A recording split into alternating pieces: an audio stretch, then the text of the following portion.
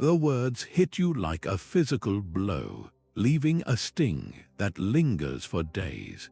That piece of harsh criticism, whether from a colleague or a comment online, can unravel your entire sense of calm. But what if you possessed an unshakable inner fortress, a psychological armor that left you completely unmoved by such attacks? The Roman Emperor Marcus Aurelius wrote that the soul becomes dyed with the color of its thoughts. This video will guide you through timeless Stoic principles to deliberately color your mind with resilience, building that very armor. We will explore powerful ideas like cognitive distancing to see events clearly, the crucial dichotomy of control to focus your energy, and the practice of virtue as your true north, all illustrated through gripping stories from ancient philosophers to modern figures.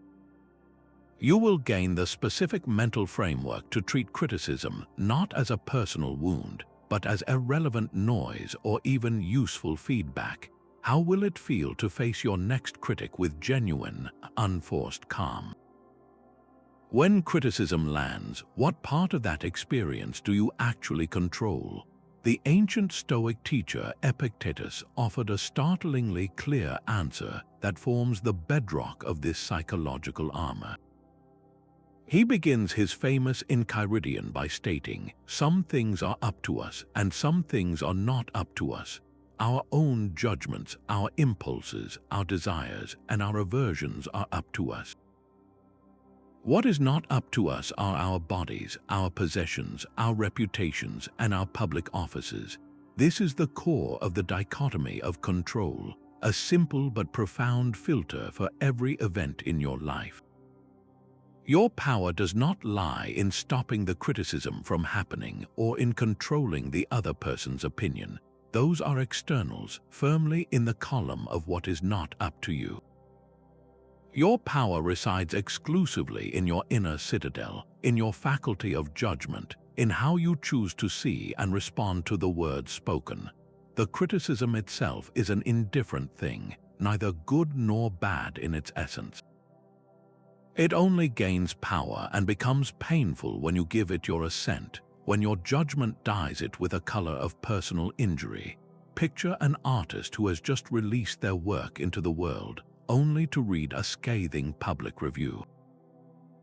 The review exists, the words are published, the critic's opinion is formed. None of that is within the artist's control. What is within their control is immense, yet often overlooked. They control whether they read the review a second time.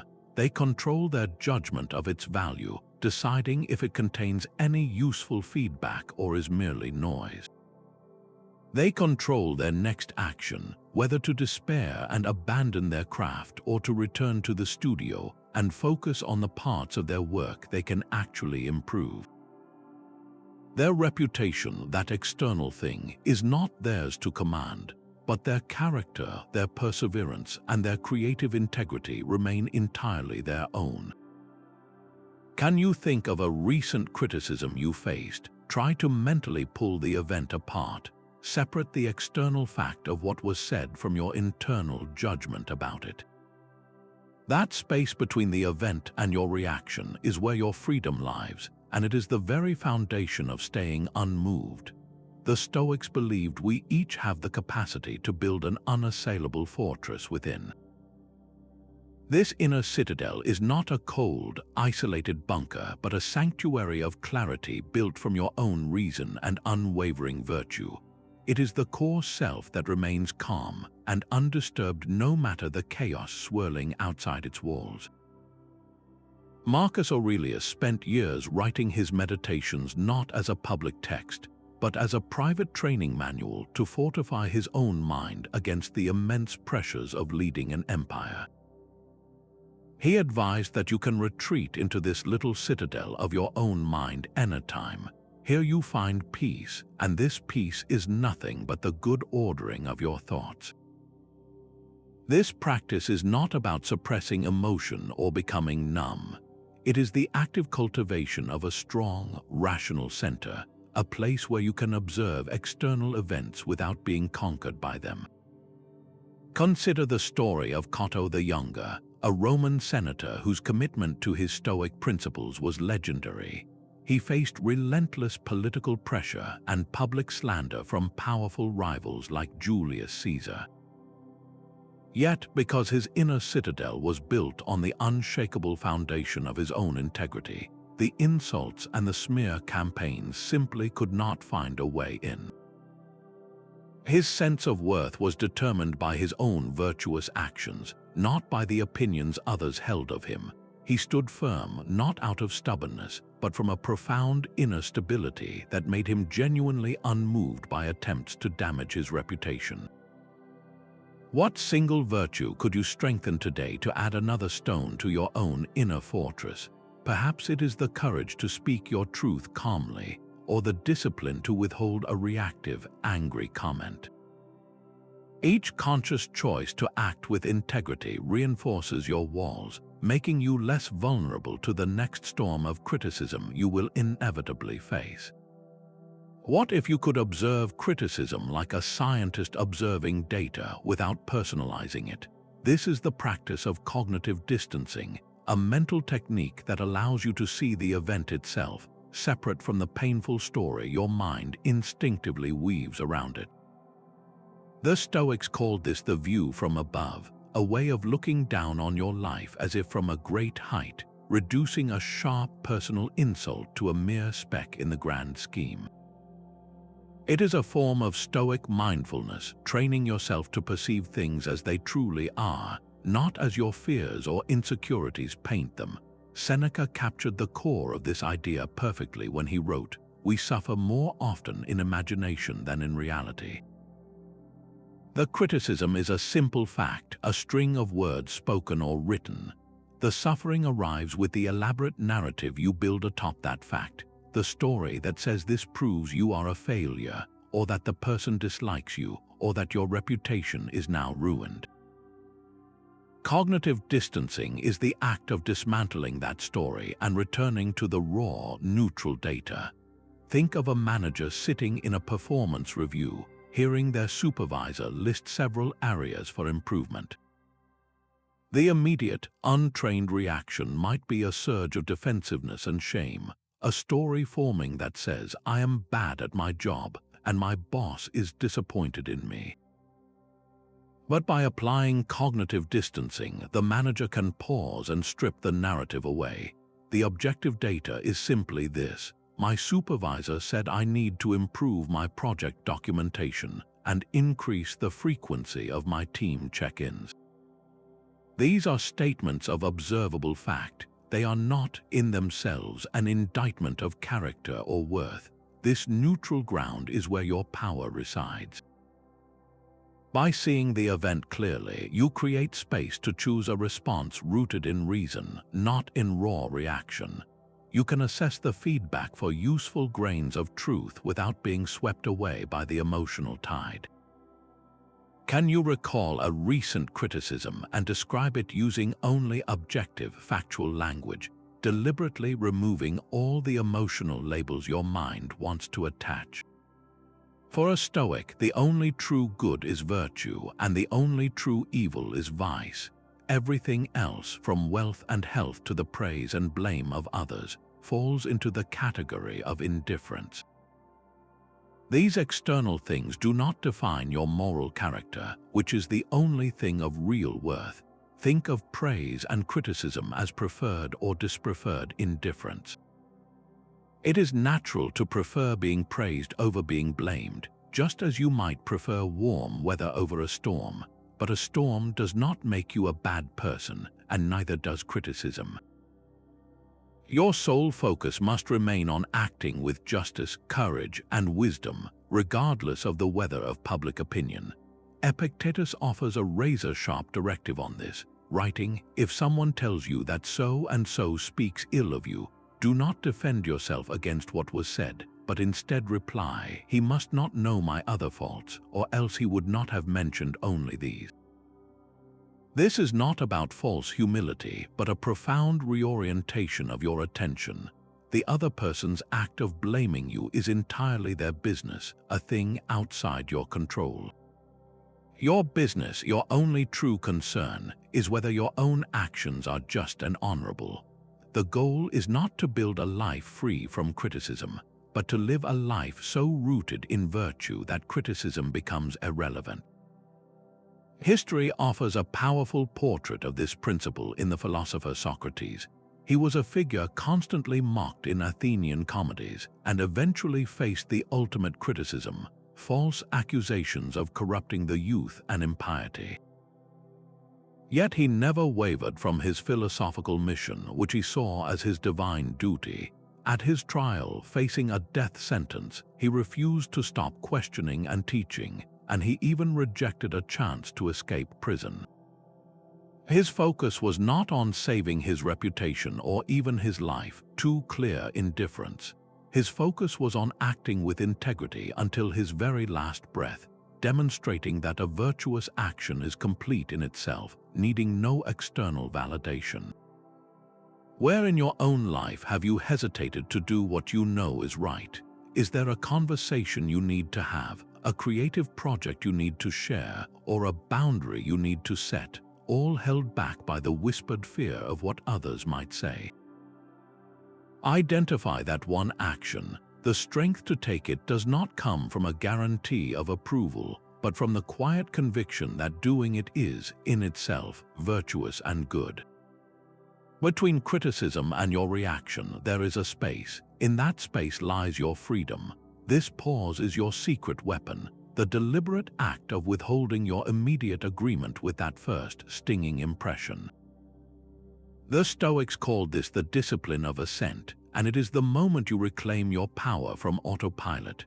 Your mind will instantly present you with a judgment, a story that screams this is unfair or they are trying to hurt me.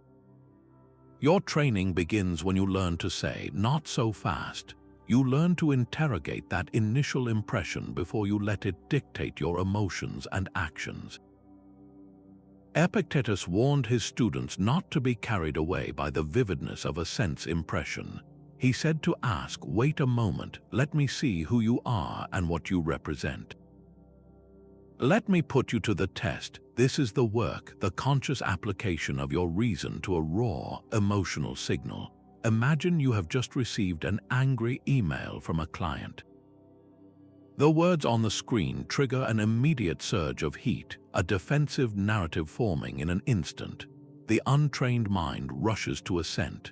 It agrees with the story of being attacked and feels compelled to fire back an equally sharp reply. But you, having practiced the pause, take a different path. You close the email, you stand up and walk away for 10 minutes. In that space, your reason gets a chance to speak. You ask the Stoic questions: is this criticism true? Perhaps there is a small, valid point buried in the anger. Is it within my control? You cannot control the client's frustration, but you can control your next communication. Finally, and most importantly, what is the virtuous response? Is it courage to address the real issue, justice to be fair in your assessment, and wisdom to know the difference between a genuine problem and mere noise? That 10-minute pause transforms a potential conflict into a professional, measured action. Tomorrow, make this practice your own. Commit to taking 3 deep breaths before you respond to any piece of criticism you encounter. In those few seconds, you are not being passive. You are actively building your psychological armor, brick by deliberate brick. What if your critics were, in a strange way, your greatest teachers? This is the radical heart of Amor Fati, a love of one's fate. It is the ultimate psychological move, to not just endure the criticism that comes your way, but to embrace it, to welcome it as an essential thread in the fabric of your life. The Stoics saw the universe as a rational, interconnected whole, and every single event, no matter how uncomfortable, was a necessary part of its design. Marcus Aurelius instructed himself to accept whatever happens as fitting right into the weave of the universal world. he wrote, a stone thrown in the air. It finds no fault in falling, nor does it offer resistance to rising. It simply follows the nature of things. Your criticism, your failure, your moment of public embarrassment is that stone in flight. It is not an error in the universe's plan. It is the plan. It is the very grit that polishes the stone of your character. When you stop fighting the fact of the criticism and instead accept it as your assigned portion, you transform it from an enemy into a training partner. It tests your commitment to your principles. It reveals where your armor is weak and shows you exactly where you need to reinforce it with more courage or more self-knowledge. Consider the story of a successful entrepreneur whose first business venture failed publicly and drew harsh critiques. It would have been easy to see that moment as a final verdict, to internalize the criticism and quit. Instead, she chose to practice Amor Fati. She accepted the failure not as a personal indictment, but as the necessary curriculum for her education. She mined the criticism for every grain of truth about her flawed business model and her own leadership blind spots. That early, painful feedback became the foundation upon which she built her next, wildly successful company. The resilience she needed to lead thousands was forged in the fire of that initial defeat. She loved her fate, including the critics, because they gave her the brutal honesty she needed to eventually succeed. Can you look back and identify one piece of past criticism that initially stung, but that you now see helped you grow or see a situation with greater clarity? That reframing is the first step toward loving your fate. It is the recognition that the obstacles were not blocking your path, they were the path all along. Let's zoom out for a moment, far beyond this room, this planet, to the silent, star-dusted expanse of the cosmos. From this vantage point, our world is a fragile blue marble, swirling in an unimaginable void. Your life, and every human life that has ever been, is contained on that tiny speck. This is the Stoic practice of the view from above, and it is a powerful tool for dissolving the sting of criticism. When you feel the heat of a harsh word on your cheek, this mental exercise pulls you back to a cosmic scale, where that one person's opinion, no matter how loud, becomes a whisper lost in the grand silence of the universe. Your ego, which so desperately wants to defend itself, shrinks to its proper, minuscule size. The slight that felt so monumental moments ago is revealed for what it is, a transient ripple in an endless ocean of time and space. Marcus Aurelius constantly returned to this perspective to steady himself, writing in his Meditations, "Remember that very little is needed to make a happy life." He would contemplate the vastness of time, noting how quickly all of us are forgotten. "The echo of fame is a little echo," he wrote, "and all of our noisy praise amounts to nothing." In the long river of history, your reputation, whether sparkling or tarnished, is a single drop of water. This is not meant to make your life feel meaningless, but to free you from the exhausting tyranny of what others think. Consider a political leader facing a storm of slander from the media and the public. The daily headlines scream condemnation, and it would be easy to drown in the noise. But by practicing the view from above, that leader can find an anchor. They can mentally step back and see the present moment as one brief chapter in the long story of their nation. They can see the public's opinion as a weather pattern, constantly shifting, never permanent. This cosmic perspective does not absolve them of responsibility for their actions, but it does insulate their core self from the chaos, allowing them to make decisions from a place of calm principle rather than frantic reaction. So take that current worry you carry, that piece of criticism that feels so heavy and personal. Now, in your mind's eye, place it against the backdrop of the entire history of the universe, from the first stars igniting to the last ones fading away billions of years from now. How much does that one critical comment truly weigh on that scale? The root of your pain from criticism is not the words themselves, but a specific desire you are holding onto. You desire universal approval, a world where everyone agrees with you and your work is met with nothing but praise. This desire for something so clearly outside your control is the very source of your suffering. The Stoic discipline of desire offers a profound remedy: to want only what is truly and exclusively yours to command. The Stoic teacher Epictetus defined freedom with razor clarity, stating, "He is free who lives as he wishes, who cannot be compelled, hindered, or constrained, whose impulses cannot be thwarted, who always gets what he desires and never falls into what he wants to avoid." How is such a state possible? Only by desiring what is already within your power. Your freedom depends on wanting to act with virtue and nothing else. You must desire to be a just person, a courageous person, a wise person. You must not desire the applause that may or may not follow.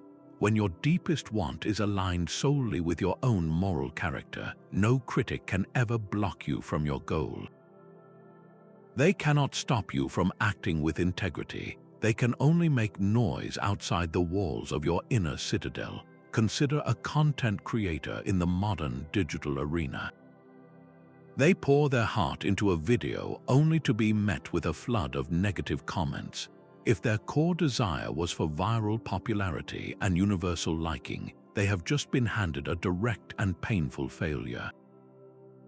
Their suffering is immense because their goal was placed in the hands of the faceless crowd.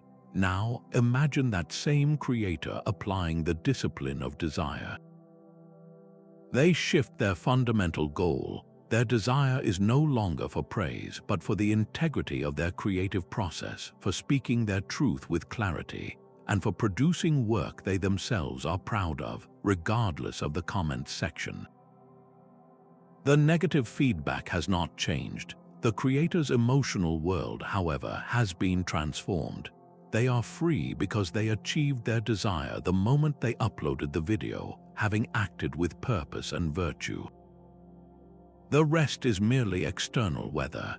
What one desire related to others' opinions are you holding onto today? Is it the desire for your boss to always approve of your ideas?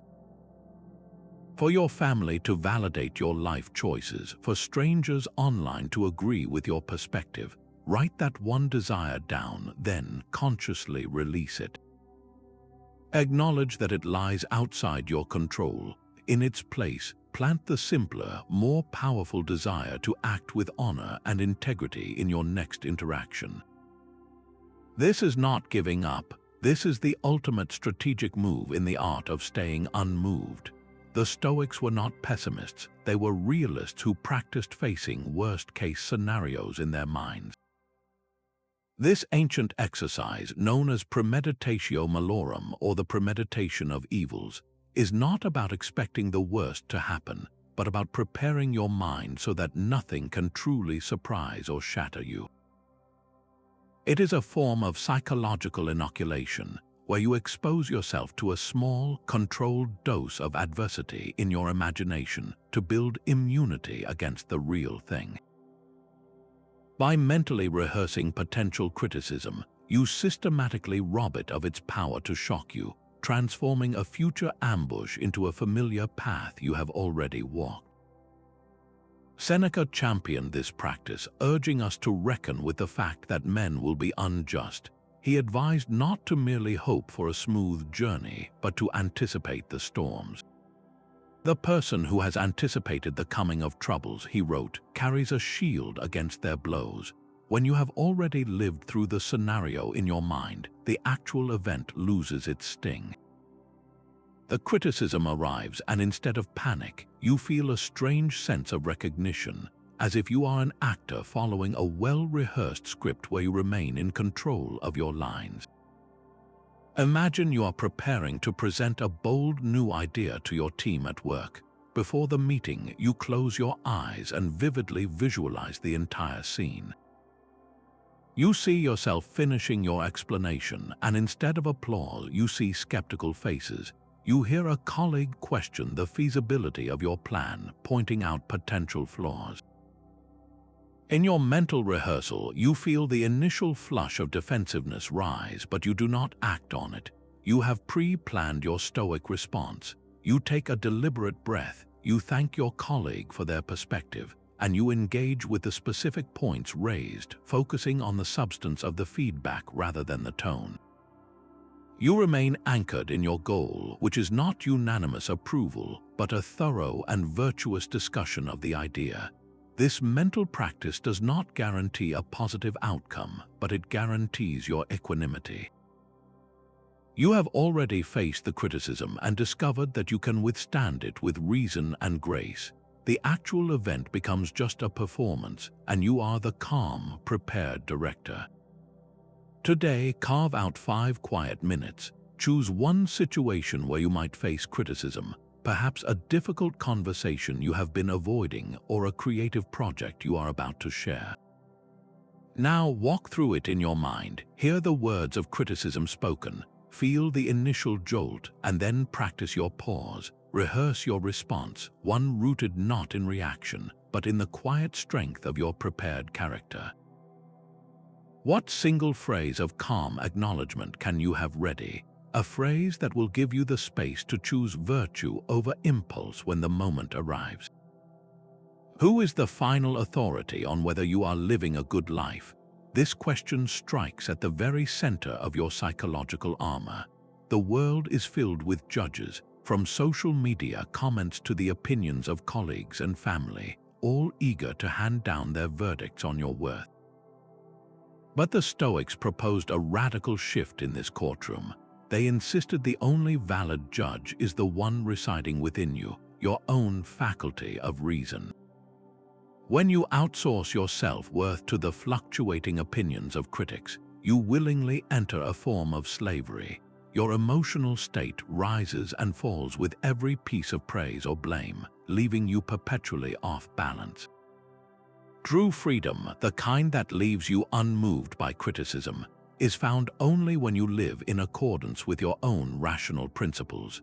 Your inner guide, your reason, is the sole qualified judge of your character, because it alone has access to your true intentions and your deepest values.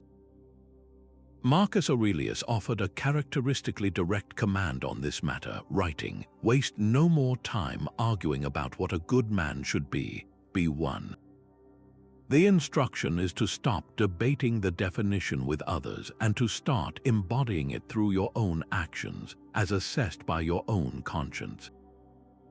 The goal is not to win an argument about your virtue, but to live it so fully that external judgments become irrelevant.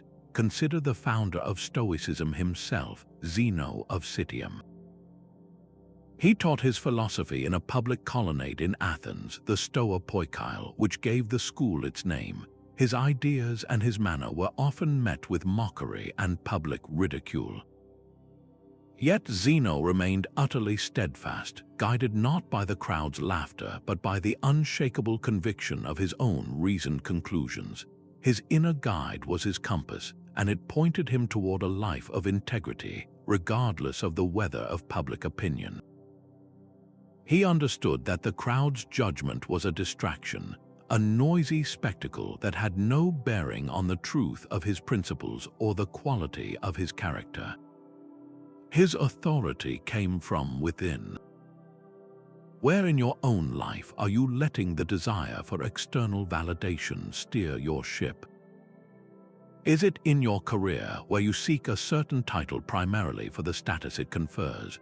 Or in your personal relationships, where you silence your own needs to maintain a facade of harmony that wins approval? Identify one area where you are listening more intently to the outer world than to your own inner guide. What would it feel like to quietly reclaim that authority, to make your next decision based solely on your own reasoned assessment of what is good and right? The Stoics had a clever trick. They would take an apparent setback and use it as a stepping stone.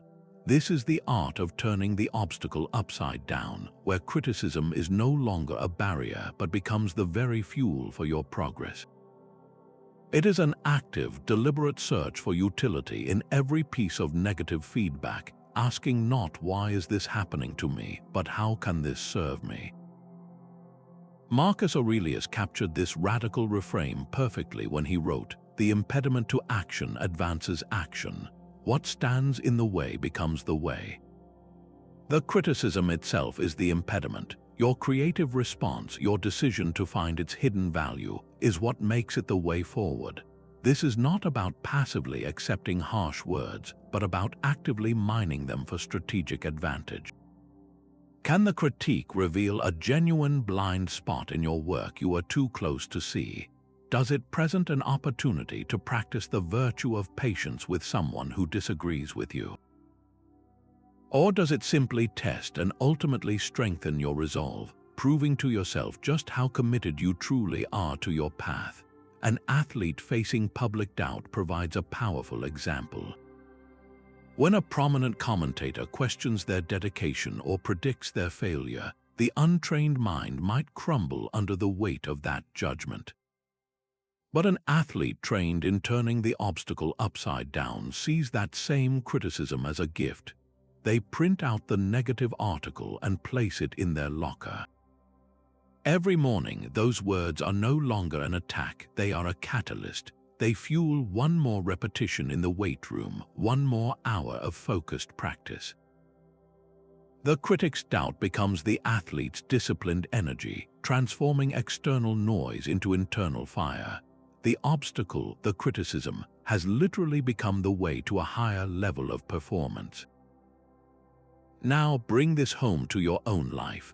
Identify one current piece of criticism you are facing, whether from a colleague, a family member, or your own inner voice. Take a moment and brainstorm 3 distinct ways you could actively use this to your advantage. Could it help you clarify your own position by forcing you to articulate it more simply? Could it highlight an area where you need to gather more knowledge or skill? Or could it simply be the friction that polishes your patience and emotional resilience? That list in your hands is no longer a record of your faults. It is a blueprint for your next breakthrough. To a Stoic sage, a standing ovation and a chorus of boos are, in a profound sense, identical. Both are simply sounds in the air, external events that wash against the walls of your inner citadel without altering its foundation. Your moral character, the only thing of true worth, remains completely untouched by either one. This is the ultimate expression of seeing praise and blame as indifference.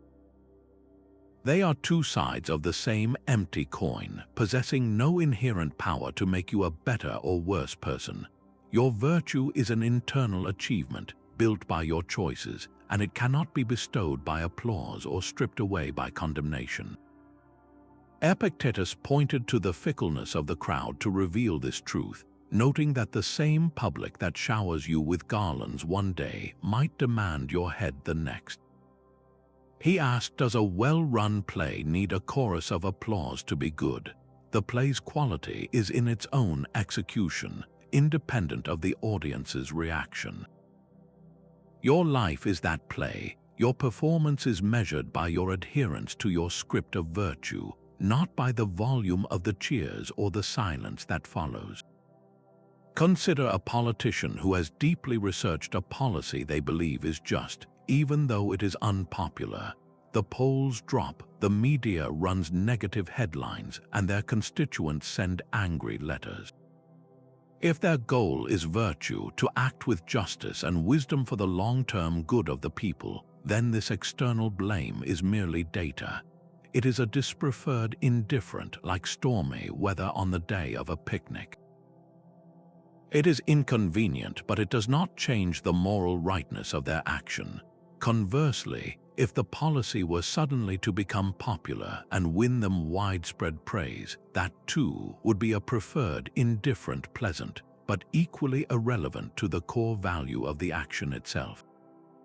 The virtuous politician remains committed, not because they are stubborn, but because their compass points to true north, not to the shifting winds of public opinion. So ask yourself this challenging question: What would your decisions look like tomorrow if you were truly, deeply indifferent to both praise and blame? If you knew that no one would ever applaud your effort and no one would ever criticize your choice, what action would your inner guide, your reason, tell you to take? That single, quiet action, chosen freely, is the essence of an unmoved life. Before you dismiss any critic, the Stoics would advise you to first turn the scrutiny inward. This is not an invitation for self-criticism, but a call for a disciplined investigation led by your own reason. Your immediate emotional self wants to defend or deny, but your rational self, the core of your psychological armor, asks a single, piercing question: is there any truth here? The goal is to sift through the emotional charge of the delivery to find any useful grain of insight, treating the critic as an unwitting messenger who may be pointing toward a real weakness you have overlooked. Seneca wrote eloquently about the value of a true friend who fearlessly points out our faults, but he also understood that we must learn to be that friend to ourselves. He noted that we should welcome such correction, for the person who tells you your faults is, in that moment, treating you as a true friend would. When criticism arrives, you have the opportunity to become that honest friend to your own character, conducting a calm audit of your actions without the distortion of pride or shame. Imagine a novelist who has just received a rejection letter from an editor. The letter states that the story's middle section drags, losing the narrative momentum so carefully built in the opening chapters. The writer's first impulse is outrage, a defensive story about the editor's lack of taste or their failure to understand the subtleties of the work. But a writer trained in this Stoic practice sets that story aside. They sit down with their manuscript and reread the middle chapters with the specific, dispassionate eye of an engineer checking for structural flaws. They are not asking, "Does this prove I am a bad writer?" They are asking the rational question: is the pacing in these 70 pages slower than in the rest of the book? This objective investigation might reveal that the editor identified a genuine issue, perhaps a subplot that overstays its welcome or chapters heavy with description that halt the action. Finding that kernel of truth is not a defeat for the writer's ego, but a victory for their craft. They can now integrate this feedback, tightening the narrative and ultimately producing a stronger book. The criticism, which initially felt like an attack, has become a valuable tool for growth, all because reason was allowed to conduct the inquiry. Think of one piece of feedback you hear repeatedly, whether from your partner about a household habit or from your manager about a recurring oversight in your reports. Tonight, carve out 10 minutes of quiet. Bring that criticism to mind and strip it of its emotional tone. Examine the raw claim with the cool detachment of a scientist. Is there objective evidence to support it in your past actions? If you find a valid point, you have just been handed a map to a better version of yourself. If your investigation concludes it is baseless, you can release it completely, not with resentment, but with the quiet confidence that comes from a verdict rendered by your own court of reason.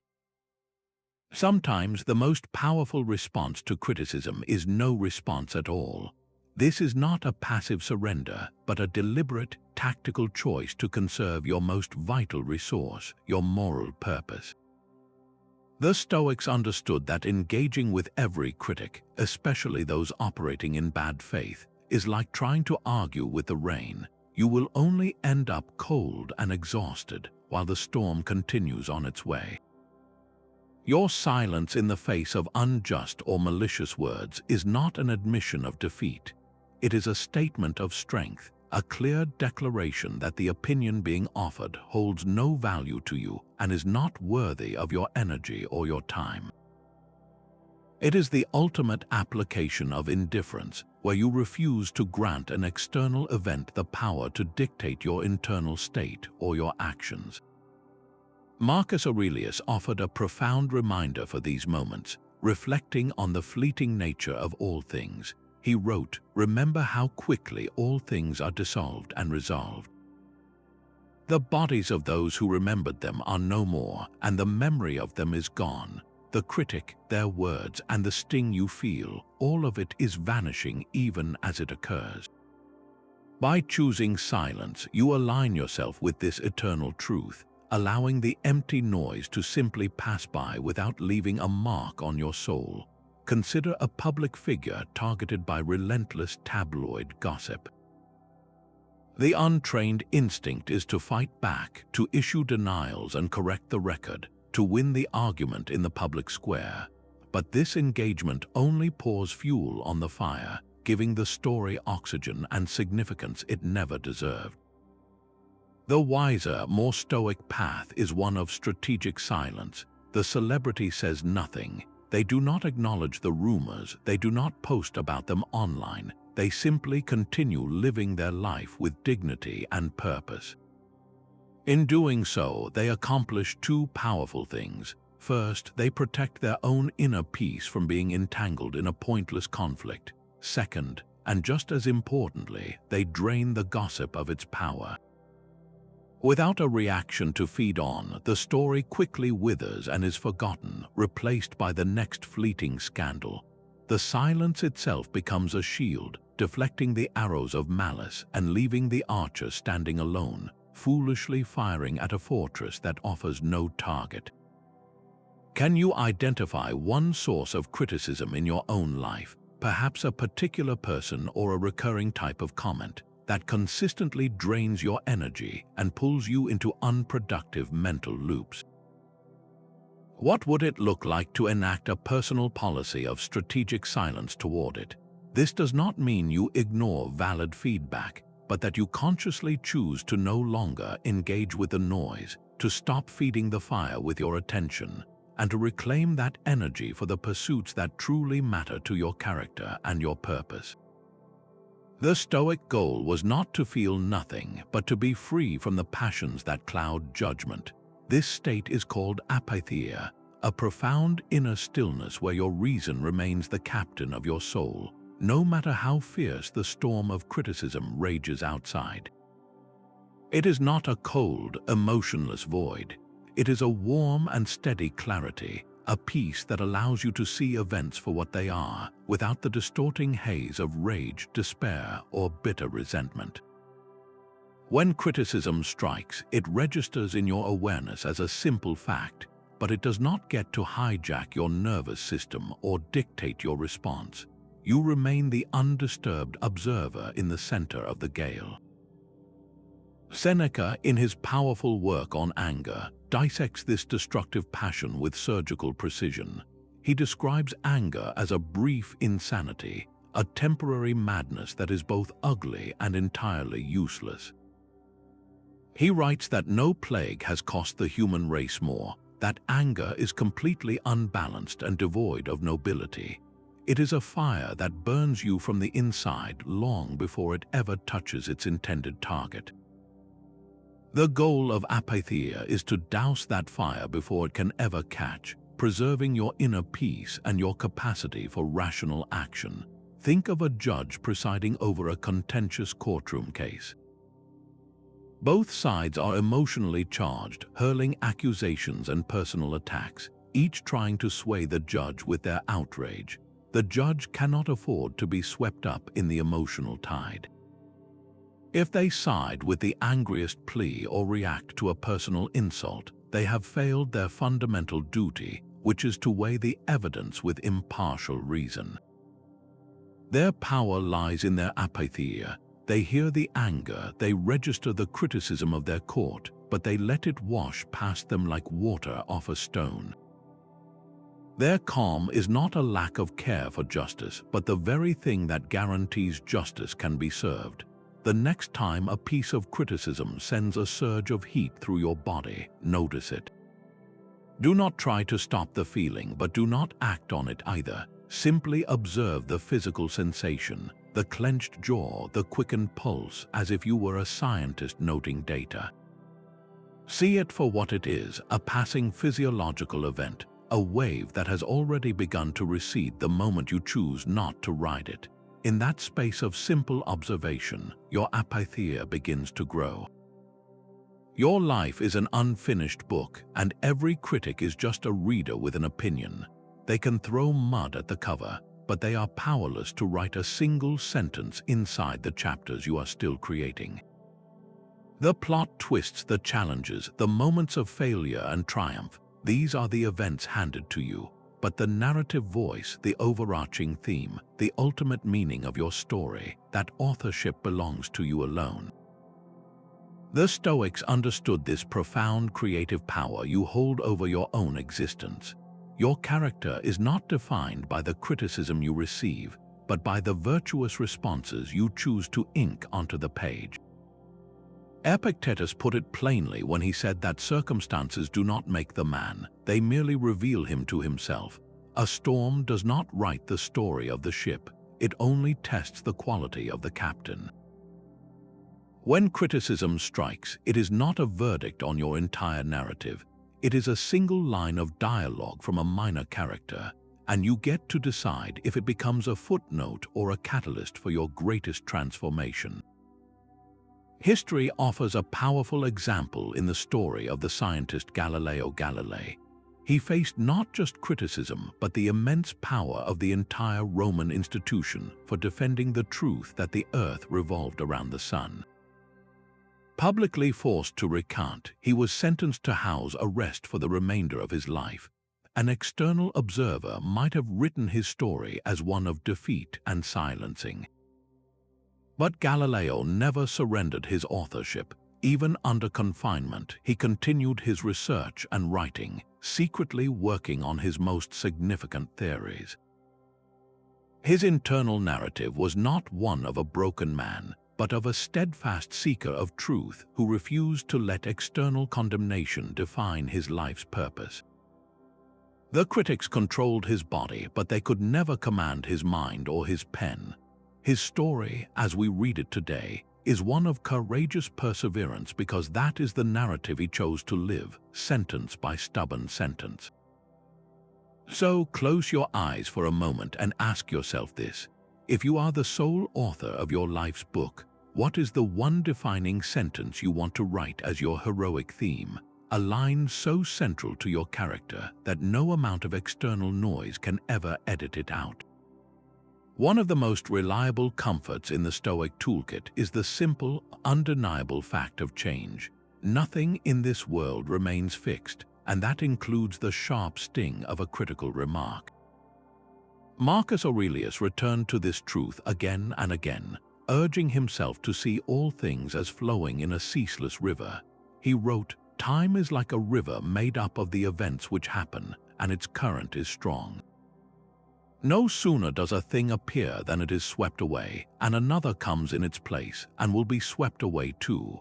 The criticism you hear today is already being carried downstream, and the pain it triggers is dissolving with every passing moment." This is not a vague hope, but a law of nature you can rely upon. Think back to a cutting comment from 5 years ago, perhaps from a former boss or a friend. Can you even recall the exact wording, or does the memory now feel distant and strangely weightless? The event itself has not changed, but its power over your present mind has vanished, washed away by the current of new experiences and growth. That same inevitable process is at work on your current worry. A modern example of this fleeting nature is a viral social media post that ignites a firestorm of negative comments. For 24 hours, the notifications pour in and the creator feels besieged. Yet, by the following week, the entire internet has moved on to the next controversy. The post is buried in the endless scroll, and the comments that felt so personally devastating are now just digital artifacts, completely forgotten by everyone except the person who received them. The storm was real, but its duration was always and predictably brief. So take that specific criticism that is bothering you right now. hold it in your mind, and then gently place it on the banks of that great river of time. Watch in your imagination as the current slowly tugs at it, pulling it away from the sharp focus of the present and into the hazy past. How much of its emotional weight can you feel slipping away already when you view it from this wider, more truthful perspective? The Stoics drew a sharp line between the chatter of the crowd and the considered judgment of the wise. This distinction is not about building an arrogant wall against all feedback, but about applying a rational filter to it. It is perfectly reasonable, and in fact a mark of wisdom, to value the opinion of someone who knows you deeply, shares your commitment to growth, and has proven their own character through consistent virtue. Their criticism is not a weapon to wound you, but a tool offered to help you chisel away your rough edges. This inner circle becomes your personal counsel, a community of the wise you deliberately build to guard against the disorienting noise of popular opinion. Seneca, in his profound letters on friendship, captures this ideal perfectly. He writes that a true friend is someone with whom you dare to discuss any subject, and whose very presence strengthens you. Most importantly, he insists you must choose a person who will be honest with you, and to whom you can speak more freely than to yourself. This friend's role is not to flatter, but to fearlessly point out your blind spots, acting as a living mirror for your soul. Think of a master craftsman, a sculptor who has dedicated decades to their art. They are unveiling a new piece, and 100 casual observers offer a flurry of conflicting opinions, some praising the color, others questioning the scale. The sculptor listens politely but reserves their deepest attention for the single, quiet critique from their retired mentor, the one person whose own lifetime of work they hold in the highest esteem. That one trusted voice, grounded in shared values and deep understanding, carries more weight than the entire crowd because its sole purpose is the refinement of the craft, not the gratification of the ego. So look around your own life. Who are the one or two people whose character you genuinely admire, who have earned your trust through their own integrity, and who you believe will tell you an uncomfortable truth because they care for your growth? Identify them now, resolve to hold their feedback above all others, to listen to their counsel with an open and grateful heart, while letting the rest of the world's noise simply fade into the background. Psychological armor is not built in the crisis, it is forged in the quiet, consistent practices of every single day. This is the habit of equanimity, a regimen of mental training as deliberate as an athlete's physical workout. The Stoic philosopher Epictetus reminded his students that philosophy is not about knowing what to say, but about training oneself to live properly. Your resilience against criticism is not a trait you are born with, it is a skill you cultivate through daily repetition. Begin each morning with a 5-minute mental preparation. Before the day's demands rush in, sit quietly and visualize the challenges you might face. See yourself receiving unfair feedback from a colleague or reading a negative comment online. In your mind's eye, do not react. Instead, watch the event unfold and then rehearse your pause, your breath, and your reasoned response. You are not inviting trouble, you are inoculating your mind against it. So when a moment of criticism arrives, it feels familiar and manageable, not shocking. This morning meditation sets your intention to meet the day with calm reason, no matter what externals it brings. As you move through your day, institute a practice of momentary pauses. Before you open an email you anticipate will be critical, before you walk into a potentially tense meeting, take just 3 conscious breaths. In that brief space, remind yourself of the dichotomy of control. This person's opinion is not in my control. My judgment and my response are entirely in my control. This tiny habit, repeated dozens of times, builds a reflexive barrier between stimulus and reaction. Then, as the day closes, dedicate a few minutes to an evening review. Look back on the events without judgment. Where did you succeed in staying unmoved? Where did a critical word manage to sting? Most importantly, analyze that moment using the Stoic filter. Was the sting caused by the words themselves or by your own desire for approval? This is not an exercise in self-criticism, but in clear-eyed learning. You are the coach reviewing the game tape, identifying where your psychological armor held strong and where it needs reinforcement tomorrow. The cumulative effect of these small, daily practices is a profound transformation. You are not just thinking about Stoic principles, you are living them, weaving resilience directly into the fabric of your nervous system. Your challenge is to select just one of these practices, the morning visualization, the momentary pause, or the evening review, and commit to it faithfully for the next 7 days. Which single habit will you choose to start forging your own unshakable calm? When you are clear on your mission, the opinions of others begin to sound like background static. A deeply held purpose rooted in your values becomes an anchor so heavy that the shifting winds of critique cannot drag you from your course. This is not about stubbornness, but about alignment. Your goal is to be a just person, a loving parent, or a contributor to your community. Irrelevant criticism, by its very nature, does not engage with that objective, so it simply fails to connect. It is like someone shouting advice about sailing to a mountain climber. The words are not wrong, they are just aimed at an entirely different path. Marcus Aurelius directed himself to do the work of a human being, to follow reason and the God within. He was reminding himself of his fundamental purpose, a North Star that made the petty politics and personal insults of his court irrelevant. His mission was to rule with justice and integrity. Whether people praised or blamed him for it was beside the point, mere data that had no bearing on the true measure of his task. Consider a humanitarian aid worker stationed in a difficult region.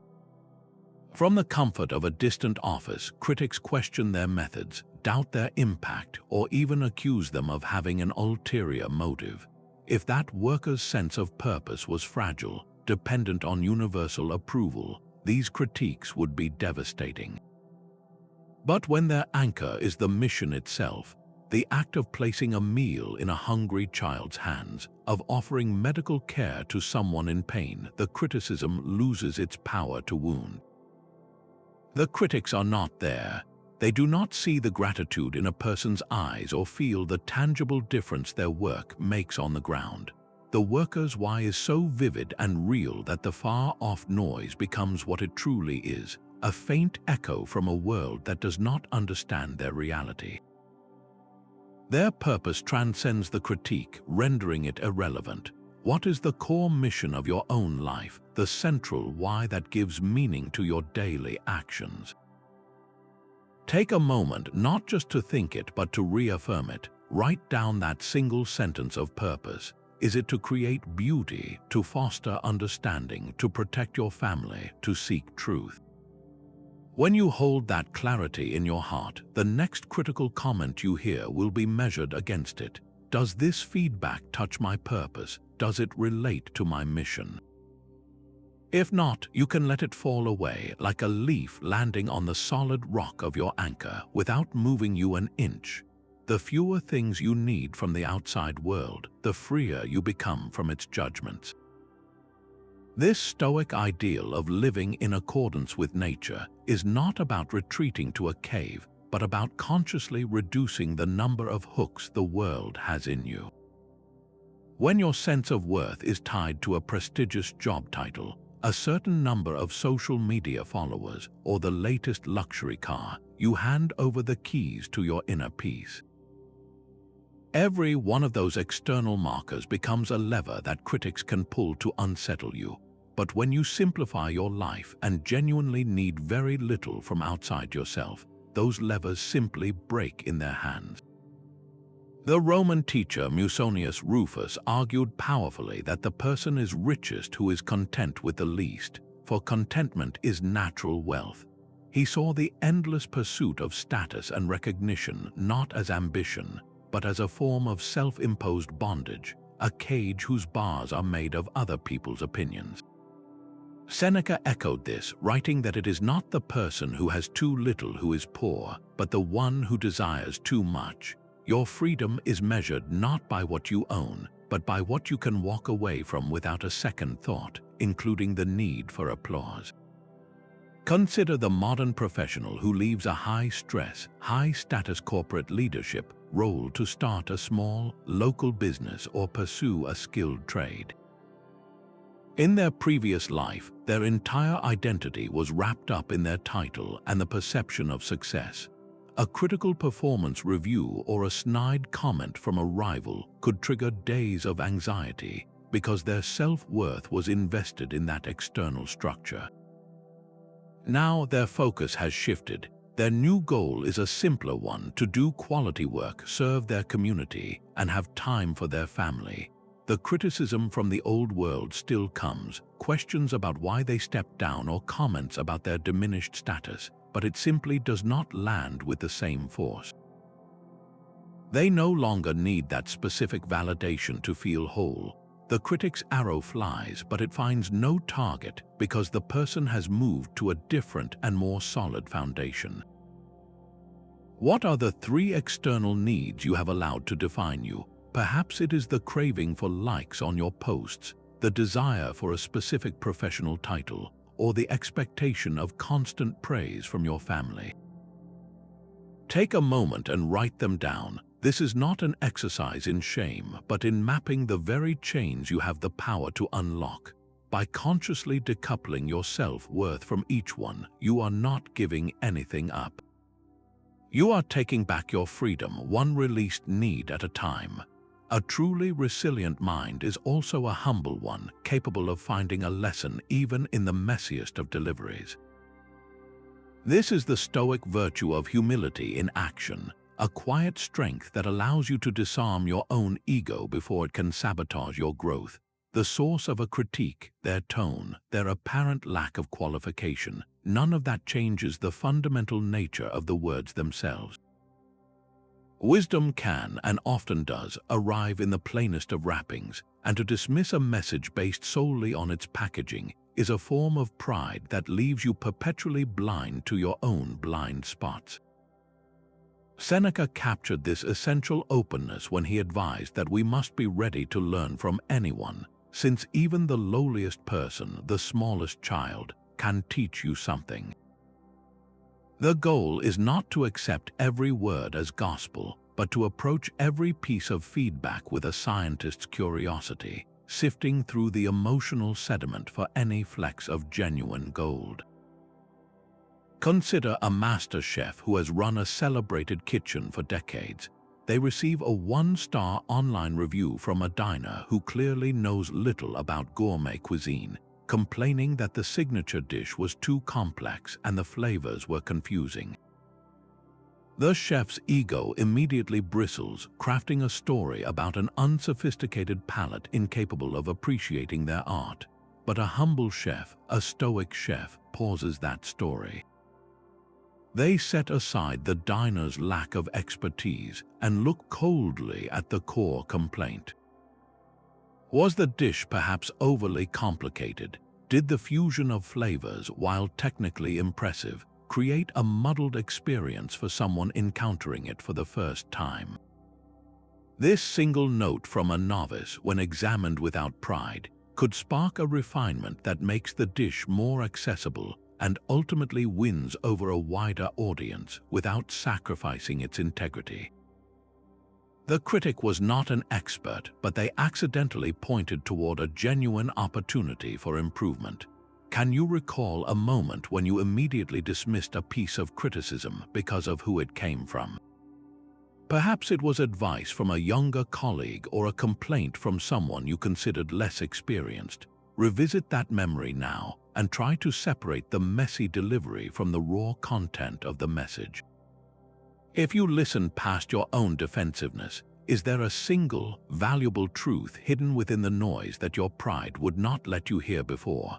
the Stoics found their ultimate grounding not in social convention, but in the unshakable laws of the cosmos itself. This is the profound idea of living in accordance with nature, or the logos, a rational principle that orders everything in the universe. When you align your mind with this perspective, the noisy opinions of others shrink to their proper size, mere whispers in an infinite, well-ordered symphony. Marcus Aurelius reflected on this vast unity, writing that the universe is a single living being with one substance and one soul. You are not an isolated self, desperately defending a fragile reputation, but a vital part of this interconnected whole, with a unique role to play in its grand design. Your task is not to ensure every spectator approves of your performance, but to play your part with excellence, guided by the same rational laws that guide the stars in their courses. Think of yourself as a great oak tree standing in an open field. The wind of criticism blows, shaking your branches and tearing at your leaves. This is the external noise, the ever-changing weather of human opinion. Your strength, your ability to remain unmoved, does not come from resisting the wind itself, for that is a futile battle. It comes from your deep, unseen roots, anchored firmly in the rich soil of nature itself. Those roots are your connection to the logos, your understanding of your place in the larger order, and your commitment to living virtuously within it. The wind may howl, but the tree stands not because it is rigid, but because it is rooted in something far greater and more stable than any single storm. This week, find a quiet moment to step outside, look up at the night sky, or simply observe the patient growth of a plant. As you do, contemplate your own existence within this vast, beautiful, and rational system. You are a small but essential part of it. How does that perspective change the weight you give to yesterday's critical comment?